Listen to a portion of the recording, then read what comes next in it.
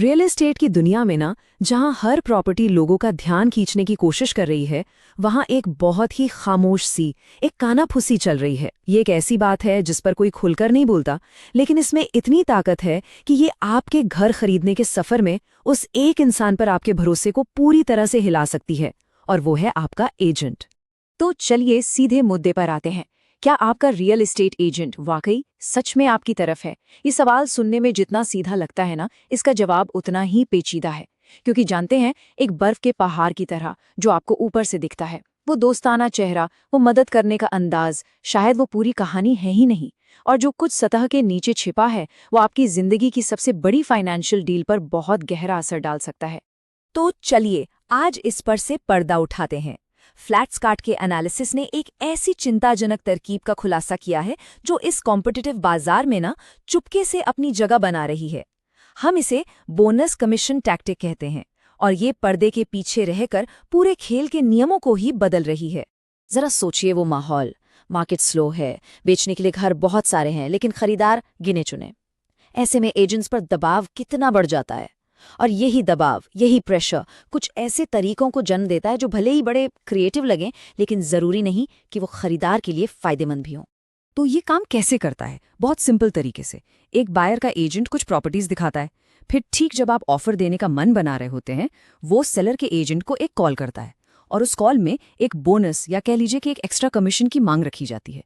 ये एक बहुत ही सटल, एक छिपा हुआ इशारा होता है कि अगर ये बोनस मिल गया तो उनका क्लाइंट शायद उसी प्रॉपर्टी की तरफ झुक जाए। बस उसी एक पल में सारा फोकस बदल जाता है।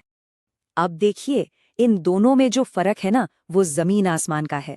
एक नॉर्मल एथिकल नेगोशिएशन का मकसद हमेशा एक ही होता है, बायर को सबसे अच्छी डील दिलाना।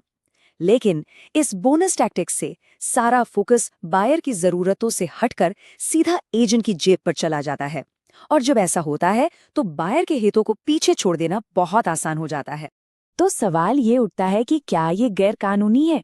देखिए, हो सकता है ये कानूनी तौर पर एक ग्रे एरिया में आता हो, क्योंकि कमीशन पर बातचीत तो की ही जा सकती है, लेकिन ये नैतिकता पर बहुत गंभीर सवाल खड़े करता है, क्योंकि जो कानूनी है जरूरी नहीं कि वो हमेशा सही भी हो, है ना? कानूनी तौर पर एक फॉर्म होता है जिसे डिस्क्लोजर ऑफ रेम्यूनरेशन कहते हैं। इसका सीधा सा मकसद है ट्रांसपेरेंसी, यानी पारदर्शिता।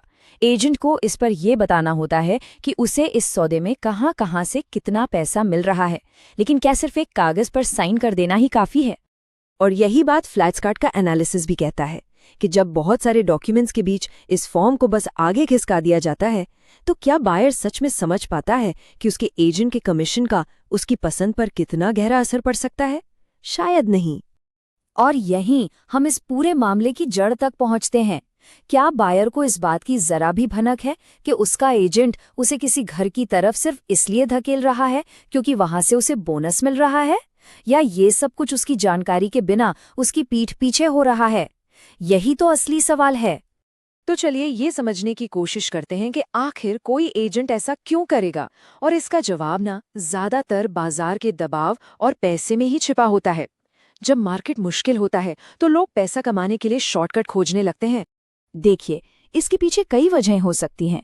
हो सकता है कोई एजेंट सच में फाइनेंशियल प्रेशर में हो और इसे बस थोड़े एक्स्ट्रा पैसे कमाने का एक जरिया समझ रहा हो, या फिर ये कुछ ज्यादा ही सोचा समझा प्लान हो सकता है, एक पूरा का पूरा बिजनेस मॉडल जो क्लाइंट्स को अट्रैक्ट करने के लिए किकबैक या रीबेट्स के वादे पर टिका हो। और जो सबसे ज्यादा परेशान करने वाली बात है, वो है ये किकबैक स्कीम। इसमें होता ये है कि एजेंट बायर से वादा करता है कि वो अपनी कमीशन से उसे कुछ पैसे वापस देगा, एक तरह का कैशबैक। लेकिन फिर वो चुपके से सेलर से उतना ही पैसा बोनस के नाम पर मांग लेता है।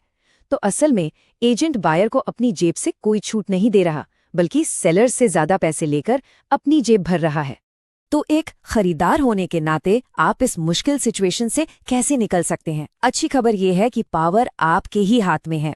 कुछ बहुत जरूरी कदम है जो आप उठा सकते हैं, ये पक्का करने के लिए कि आपका एजेंट सिर्फ और सिर्फ आपके लिए काम कर रहा है। जब भी आप कोई एजेंट चुनें तो थोड़ी पड़ताल करना बहुत जरूरी है। उनसे सीधे सवाल पूछने में बिल्कुल ना हिचकिचाएं। शुरू में ही उनसे उनकी कमीशन फिलॉसफी के बारे में पूछिए। उनसे कहिए कि आप जो भी फॉर्म साइन कर रहे हैं वो आपको अच्छे से समझाएं। और याद रखिए, सही एजेंट चुनना सिर्फ डिस्काउंट के बारे में नहीं है, ये उस इंसान को खोजने के बारे में है जिसके पास एक्सपर्टीज हो, ईमानदारी हो और जो आपको हमेशा पहले रखे। और सबसे जरूरी बात यही है, एक एजेंट सिर्फ एक सौदा करवाने वाला नहीं होना चाहिए, उसे एक भरोसेमंद सलाहकार होना चाहिए।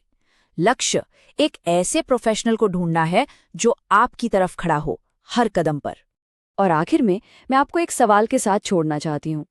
किसी भी रियल एस्टेट सौदे में असली पावर किसके पास होती है, बायर, सेलर या एजेंट? जवाब ये है कि पावर हमेशा उसके पास होती है जो सबसे ज्यादा जागरूक और इन्फॉर्म्ड होता है। अगर इस जानकारी से आपको कुछ नया जानने को मिला है तो इसे दूसरों तक पहुंचाने में हमारी मदद करें। इस वीडियो को लाइक करें, शेयर करें और हाँ, रियल एस्टेट से जुड़ी हर सही जानकारी के लिए फ्लैट्सकार्ट को सब्सक्राइब करना न भूलें। एक छोटा सा डिस्क्लेमर, यहाँ दी गई जानकारी मार्केट एनालिसिस और पब्लिक रिपोर्ट्स पर आधारित है। इसका मकसद सिर्फ शैक्षिक है और ये किसी भी व्यक्ति या संस्था पर किसी तरह के गलत काम का आरोप नहीं लगाती है।